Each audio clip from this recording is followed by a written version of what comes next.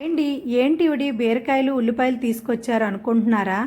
ఏముందిలే బీరకాయ కూరే కదా అనుకుంటున్నారేమో. బీరకాయ కూరేనండి. టేస్ట్లోనైతే ఎక్కడ తగ్గేదిలే అన్నట్టు ఉంటుంది బీరకాయ కూర. మీరు కూడా ఒక్కసారి ట్రై చేయండి. బీరకాయలు అయితే తొక్కలు తీసుకొని పెద్ద పెద్ద ముక్కలుగా కట్ చేసుకొని పక్కన ఉంచుకొని, ఉల్లిపాయలు కూడా పెద్ద పెద్ద ముక్కలే కట్ చేసుకొని పక్కన ఉంచుకోవాలండి.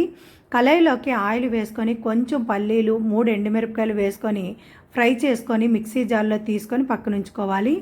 అదే కళాయిలోకి ఆయిల్ వేసుకొని కట్ చేసుకుని పచ్చిమిరపకాయలు, కరివేపాకు, ఉల్లిపాయ ముక్కలు వేసుకొని ఒకసారి బాగా కలుపుకున్న తర్వాత కొంచెం జీలకర్ర వేసుకొని కలుపుకుంటూ ఉల్లిపాయ లైట్ కలర్ వచ్చింది అనేటప్పుడు కట్ చేసుకున్న బీరకాయ ముక్కలు వేసుకొని బాగా కలుపుకొని మూత పెట్టి 5 నిమిషాలు అయితే మగ్గించుకోవాలి. 5 నిమిషాల్లోనైతే మనం మిక్సీ జార్లోకి పల్లీలు, ఎండుమిరపకాయలు వేసుకున్నాం కదండి, కొత్తిమీర వేసుకొని 5 వెల్లుల్లి రమ్మలు కూడా వేసుకొని బరకగా మిక్సీ పట్టుకోవాలి.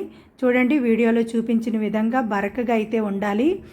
బీరకాయ కూర మీద మూత తీసుకొని బాగా కలుపుకోవాలి. మరి బీరకాయ కూర మీద అయితే మూత అనేది మరి పెట్టవసరం లేదు, వాటర్ అనేది వస్తుంది కదండి, ఇంకే అంతవరకు కలుపుకొని టేస్ట్కి సరిపోయినంత ఉప్పు, కారం, పసుపు, ధనియాల పొడి వేసుకొని గ్రైండ్ చేసుకున్న కొత్తిమీర, పల్లీలు పొడి ఉంది కదండి, అది కూడా వేసుకొని కలుపుకుంటూ ఫ్రై చేసుకోవాలి.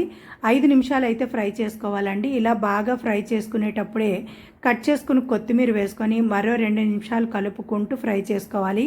కూర అనేది దగ్గరికి అయిపోతుందండి. టేస్ట్ అంటారా అద్భుతంగా ఉంటుంది. కొత్తిమీర వేసుకొని స్టవ్ ఆఫ్ చేసుకొని వేడి వేడి అన్నంలోనైతే ఈ బీరకాయ కూర వేసుకొని తింటే టేస్ట్ అయితే ఎక్కడ తగ్గేదిలే అన్నట్టు ఉంటుందండి. మీరు కూడా ఒక్కసారి ట్రై చేయండి. మరిన్ని మంచి వీడియోలకైతే మన ఛానల్ సబ్స్క్రైబ్